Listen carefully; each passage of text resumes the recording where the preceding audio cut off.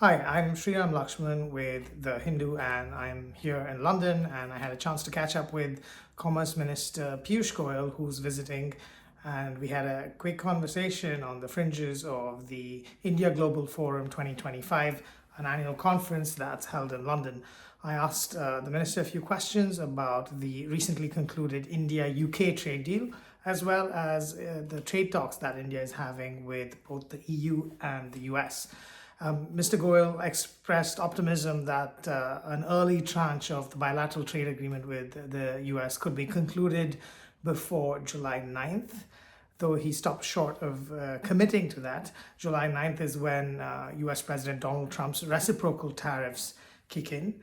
And he also expressed optimism that a deal with the EU could be signed by the end of this calendar year.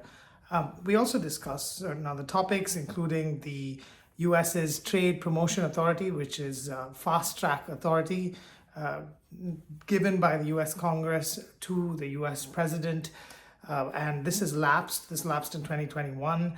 And in its absence, there's a question of how President Trump can offer a country tariff rates that are more favorable than the WTO mandated most favored nation tariff rate, the MFN rate. Mr. Goyal didn't want to comment on this, and he said it was an internal matter for the United States. You can read the full interview on the Hindu's website. I'll put a link to that at the bottom of this video. Let's have a listen into some of the highlights of this interview. Given that India and the UK announced a trade deal on May 6th, I asked the minister what factors led to the successful conclusion of the trade talks between these two countries, and whether this could be adapted to the India-EU negotiations, which have been running for many years. I think the strength of this partnership and negotiation was that we agreed to be sensitive to each other's concerns. The moment both parties agree that if something is sensitive for me, UK was very considerate, and if something was sensitive for them, I was very much accommodating. Moment we did that, it became so much smoother and easier, because we parked aside and we said, okay, if the deal doesn't have everything, let's at least go for maximizing whatever is in the realm of possibilities. And I think that's how we got this deal done quickly. How are you thinking about the WTO, given one of the biggest players, again the US, is now turned away from multilateral fora to some extent, and over the last few years we've seen plurilateral and bilateral arrangements pick up? Well, every arrangement has its own strengths and weaknesses. The WTO has an important role to play. We believe very strongly in multilateralism. We believe the WTO will continue to play a very important role. India is an integral part of all negotiations at the WTO to protect the interests of our people, our businesses, our trade, our farmers, our MSMEs, our fishermen.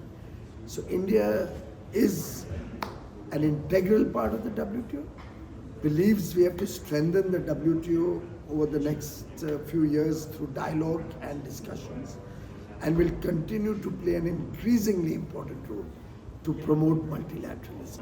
Are you still aiming for a full-scale trade deal with the EU, or could we expect an interim trade deal in the next few months, for instance? You know, there's that famous English phrase, since we are in Great Britain, the air is pregnant with possibilities. So I don't know what size and shape the agreement will take place. We have both committed to our leaders, Ms. von der Leyen and Mr. Modi, that we, both trade ministers, Maros Sefcovic, who's an absolutely fabulous, fantastic gentleman, and I will work towards concluding the deal by end of this calendar year. We stand committed to that, and we are putting in every effort to make a good, balanced deal within this time frame. I'd like to ask you a philosophical question about this. At a joint press conference with your colleague, Mr. Jaishankar, the External Affairs Minister, his EU counterpart, Kaya Kallas, had spoken of the EU as a reliable, predictable and credible partner for India. To your mind, how has the Donald Trump administration's return to the White House impacted the speed and direction of the India-EU FTA negotiations? Every agreement stands on its own legs and is finalized on its own strengths. So I don't think there's any impact of any other situation on a negotiation between two countries, because these negotiations are not a short-term arrangement. These are like long-term marriages. You are negotiating after crystal gazing into the future, 25 years, 50 years into the future. With the India-US trade talks, how confident are you that a preliminary trade agreement, an early tranche as it's sometimes been called, can be signed with the US before reciprocal tariffs kick in on July 9th, with a view to the full first phase being agreed in the fall? We are in continuous dialogue. I have always been an optimist and have succeeded in all the tasks that have been given to me.